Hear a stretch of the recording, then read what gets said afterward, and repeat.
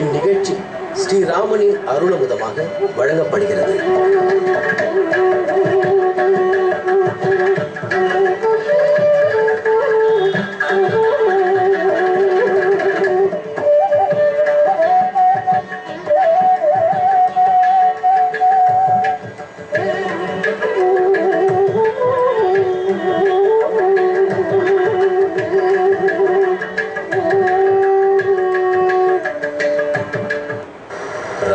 விக்கிரகவான் தர்மஹ சாது சத்யபராக்கிரமஹ.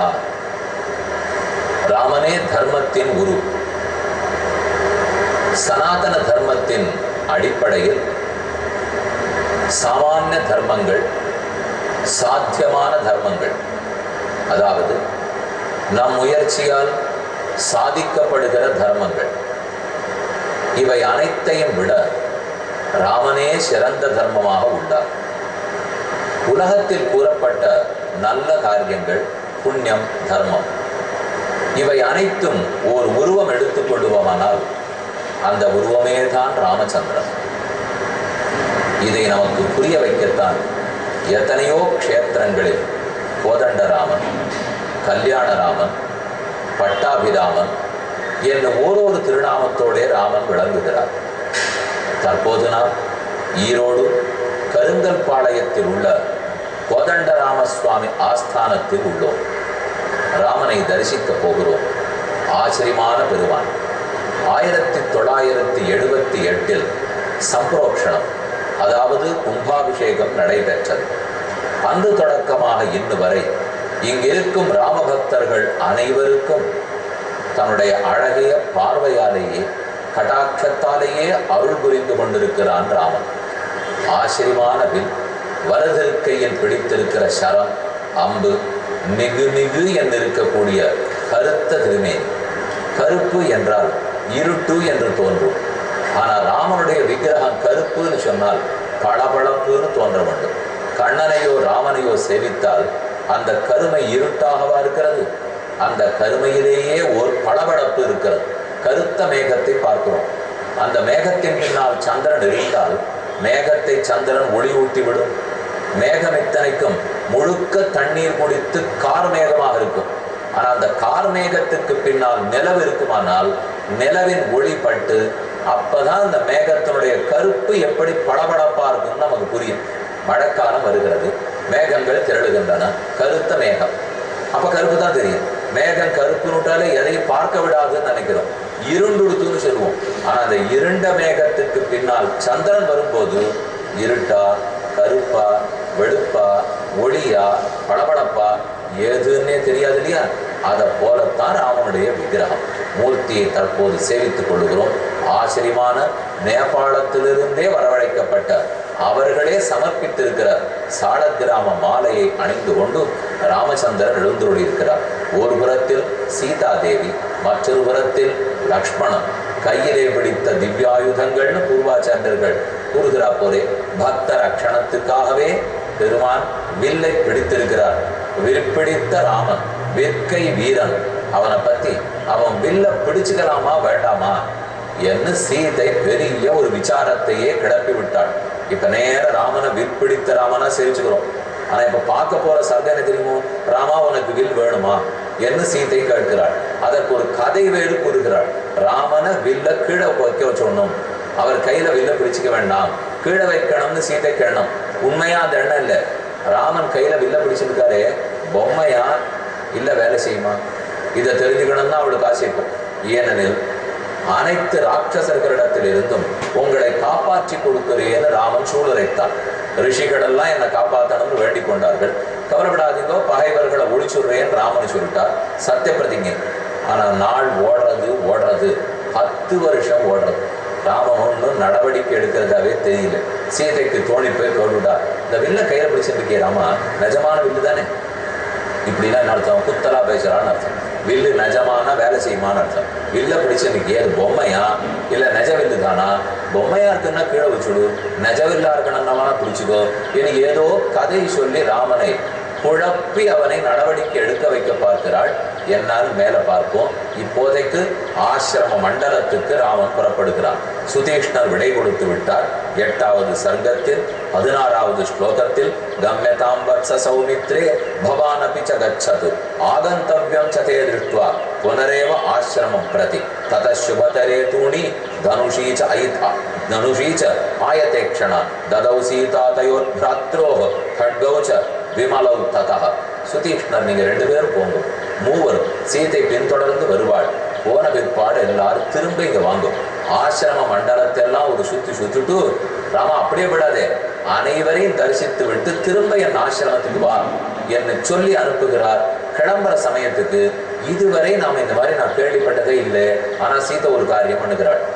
கீழே வைக்கப்பட்ட அம்புரா துணி, கையில பிடிச்சிக்க வேண்டிய வில் அம்புரா தூணி அம்புகள் அனைத்தையும் தானே எடுத்து ராமனுக்கு லக்ஷ்மணனுக்கும் கொடுக்கிறாள். இத்தனை நாளி நம்ம இதை பார்க்கவே இல்லை. ஏன்னா காட்டை இவ்வளவு தூரம் நடந்து வந்திருக்காள். இதுல சீதை எடுத்து கொடுத்து ராமன் வில்லை பிடித்து கொண்டா நம்ம கேள்விப்படலை. ஆனா இந்த இடத்துல அம்புரா தூணி எடுத்து சீதை கொடுக்கிறாள். ராமன் அதை வாங்கி கொள்றார். என்னமோ சொல்ல முயற்சிக்கிறாள் சீதைன்னு அர்த்தம். என்ன சொல்ல போகிறாள்னு அடுத்த சர்ணது சீக்கிரந்தௌ ரூப சம்பன்னாவனுஜாதௌ மகர்ஷினா பிரஸ்திதோ திருதசாபாசி சீதையா சக ராகவோ. காட்டுக்குள் நுழைந்தார்கள்.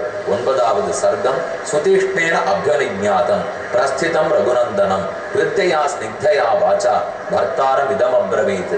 சீதை மெதுவே ராமனுக்கு அடுத்து நடந்திருந்தவள் தன்னுடைய இனிய குரலில் ராமனுக்கு இப்படி செய்தி சொல்ல தொடங்கினாள். பேசாதவ பேச போறாள்னாலே ஏதோ பெரிய சமாச்சாரம் இருக்குன்னு அர்த்தம்.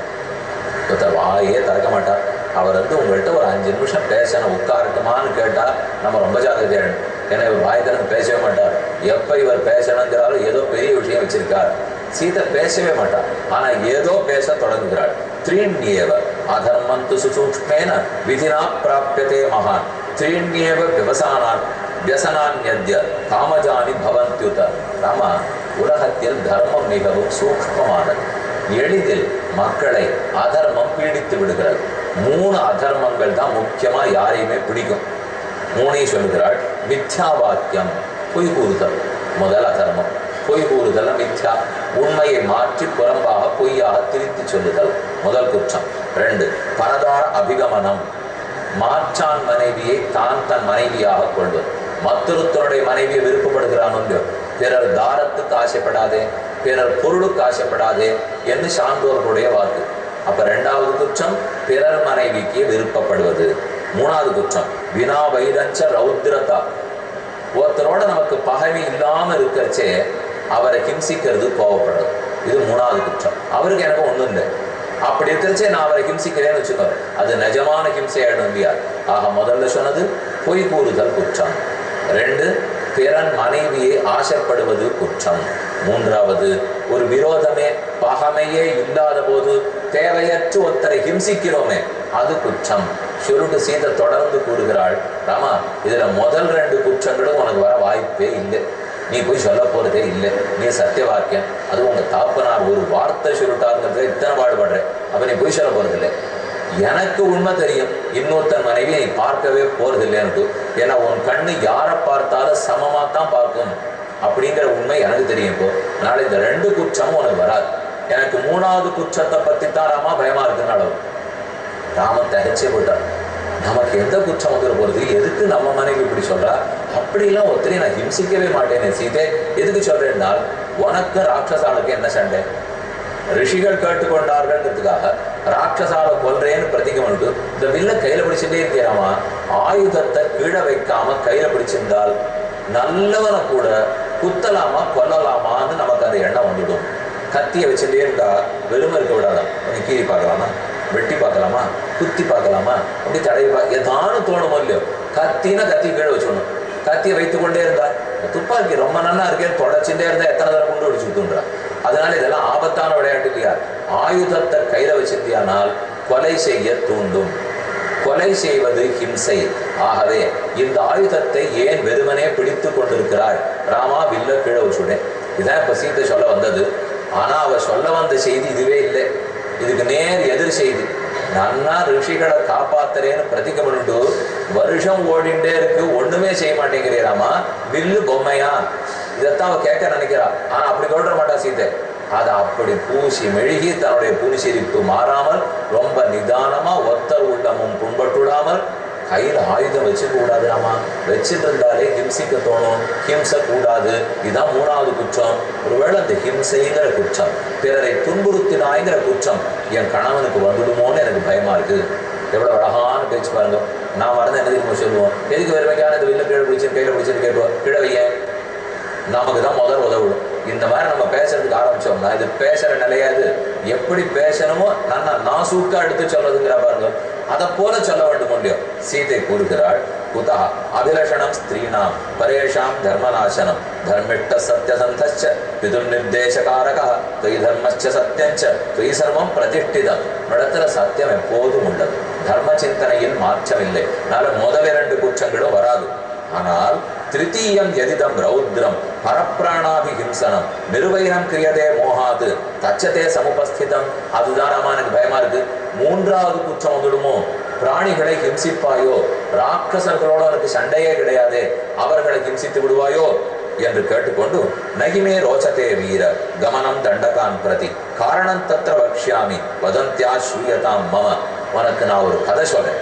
நான் பிறந்த வீட்டில் இருக்கிறச்சே எங்க தாப்பனார் இந்த கதையை எனக்கு சொல்லியிருக்கார். நான் காதார கேட்டிருக்கேன். ராமா உனக்கு அந்த கதை சொல்லட்டுமா? இந்த மாதிரி சில இடங்கள்ல வரும். ராமன் ஒருவேளை நினைச்சுன்னு வருவோமோ, இவ 6 வயசு இருந்ததுக்கு இத்தனை கதை சொன்னால்னா, இந்த நாளாட்டம் 21 வயசு 22 வயசு கல்யாணம் ஆயிருந்திருந்தா ராமாயண கதையே சீதை எழுதினதான் இருக்கும். ஏன்னா அத்தனை கதை 6 வயசுக்குள்ள அவ தாப்பனார் எத்தனை நீதி கதைகள் சொல்லியிருப்பாரோ, எத்தனை நீதியை உணர்த்தி இருப்பாரோ. சீதை இப்ப கதை சொல்றான். ஆச்சரியமான கதை. புராகில மகாபாகோ தபஸ்வி சத்யவான் சுச்சிகி தஸ்மிஞ்சித் அபவத் புண்ணியே வனே ரத மிருகத்விஜே தஸ்ஸைவ தபசோ விக்ரம் கர்த்துமிந்திர சச்சீபதி. ஒரு ரிஷி தபஸ் பண்ணி கொண்டிருந்தார். அவர் தவத்தை கலைக்கணும்னு இந்திரனுக்கு ஆசை. அதனால வேணும்னு ஒரு சாமானிய மனுஷனா வேஷம் போட்டு தன் கையில இருந்த கத்தியை கொண்டு ரிஷிகிட்ட கொடுத்தான். நான் ஒரு திவ்வதேச யாத்திரை போறேன், வடக்க கங்கா யாத்திரா, 30 நாள் ஆகும் போயிட்டு திரும்பி வர்றதுக்கு. ஆகவே நான் வர்ற வரைக்கும் இந்த கத்தியை கையில் வச்சுக்கணும், ஜாகிரதையா பார்த்துக்கணும். திரும்பி வந்த உடனே கத்தியை ஒழுங்கா கொடுத்துடணும். ஏன்னா நான் எடுத்துட்டு போனா கத்தி எடுத்துக்கொண்டு கொலை செய்யும் ஆயுதத்தோட புண்ணிய யாத்திரை போகக்கூடாது. அதனாலதான் உங்கள்கிட்ட கத்தியை கொடுத்துட்டு போறேன். ரிஷிக்கு கத்தியை கண்டா பிடிக்காது. நமக்கு எதுக்கு கத்தி? நாம ஏதோ ஜபம் பண்ணிருக்கோம், தபஸ் பண்ணிருக்கோம், அப்படி வச்சுட்டு போனாரு. அவன் வச்சுட்டு புறப்பட்டு போயிட்டான். ஆனா இந்திரன் தானே வேஷம் கொண்டு வந்திருக்கான். போறச்சே சொல்லிட்டு போனான், ஜாகிரதையா பார்த்துக்கணும், தள்ளி இருந்தா யாரான்னு எடுத்துன்னு போயிடுவா, நீர் தான் பொறுப்பு. உட்கார்ந்தவர் பகவதே வாசுதேவாயான்னு ஜபம் பண்ண பார்த்தார். கண்ணை மூடிட்ட உடனே சந்தேகம் வந்தது, யாரான்னு தள்ளி இருக்குங்கிறதுக்காக கத்தியை தூக்கின்னு போடுவாளோ அப்படிங்கிறதுக்காக பக்கத்துல வச்சுன்னு திரும்ப ஜபம் பண்ணார். பக்கத்துலயே தூக்கின்னு போடுவாளோ, கையிலேயே பிடிச்சு ஜபம் பண்ணார். உட்காண்டே இருந்தா எடுத்துன்னு போடுவாளோ அப்படின்னு ஊரூரா சுத்தினார். எப்ப கத்தியை வச்சு அங்கங்க சுத்துறமோ நம்ம கொன்னா என்னன்னு தோணித்து எல்லாரையும் ஹிம்சித்து கொலையே பண்ண ஆரம்பிச்சிட்டார். ஆமா, இதான் நான் கதை கேள்விப்பட்டிருக்கேன். அதனால தேவையில்லாம கத்தியை கையில வச்சிருந்து கொல்லணும்னு தூண்டும். ஆகவே நீ வில்லை கீழே வைப்பதுதான் சால சிறந்தது. கதையை முடிச்சுட்டா சீத்தை. ராமன் கேட்டா ரொம்ப நல்லா இருக்கு சீத்தை கதை, ஆனா கதை நல்லா இருக்கு. இப்ப நான் சொல்ற கருத்து கேட்டுக்கிறியா? சீதை முடிச்சது அழகு. சகார ரௌத்ரீம் ஸ்வாம் புத்தியம் தியக்த்வா தபசி நிச்சயம் ஸ்னேகாச்ச பகுமானாச்ச ஸ்மாரையே துவாம் து சிக்ஷையே. ஒரு பெண்ணு மனைவி பேச வேண்டிய முறை அவ்வளவு அழகா சொல்லியிருக்கார். ஆனா ரெண்டையுமே ஏற்கனவே நான் சொல்லியிருக்கேன். பேசுறவர் சீதையா இருக்கணும், கேட்டுக்கிறவர் ராமனா இருக்கணும். அப்பதான் இந்த சட்டம்னா ஒத்து வரும். ஏன்னா நான் இப்ப இந்த மனைவி பேச வேண்டிய முறைன்னு சொல்லிட்டு அப்புறம் இங்க இருக்கிற மனைவி கணவனும் ராமனா இருக்கணும் இல்லையா சுவாமி, அப்படின்னா இப்படி பேசலாம்னு திருப்பி கொடுத்தாள்னா அடிய இடத்துல பதில் இல்லை. அதனால பேசுறவர் சீதையா இருக்கணும், கேட்கிறவர் ராமனா இருந்தால் இந்த சட்டங்கள் அனைத்துமே உள்ளன. சீதை கூறுகிறாள், ஸ்னேகாச்ச உன்னிடத்தில் இருக்கிற அன்பினாலே, பகுமானாச்ச உங்ககிட்ட இருக்கிற பெரும் மதிப்பாலே, ஸ்மாரையே துவாம்ன சிக்ஷையே உனக்கு ஞாபகப்படுத்துறேராமா. நான் சொல்லி கொடுக்கிறேன், நான் சொல்லி கொடுக்குறேன்னு நினைக்காதே, உனக்கு தெரிஞ்ச தர்மத்தை ஞாபகப்படுத்துகிறேன். புத்திர் வைரம் வினாஹந்தும் ராட்சதான் தண்டகாசிரிதான் தர்மாதர்த்த பிரபவதி தர்மாத் பிரபவத்தே சுகம். நீ தண்டகாரண்யத்தில் இருக்கக்கூடிய ராட்சசர்களை தேவையில்லாம கொள்கிறேன்னு சொல்லுகிறார். இது நம்ம வேலை இல்லை. அவர்கள் எதுக்கு கொள்ளணும்? தர்மத்தினால் தான் அனைத்தும். தர்மத்தினால் தான் பொருள் கிடைக்கும், தர்மத்தினால் தான் சுகம் கிடைக்கும், தர்மத்தினால தான் எல்லாமே கிடைக்கும்.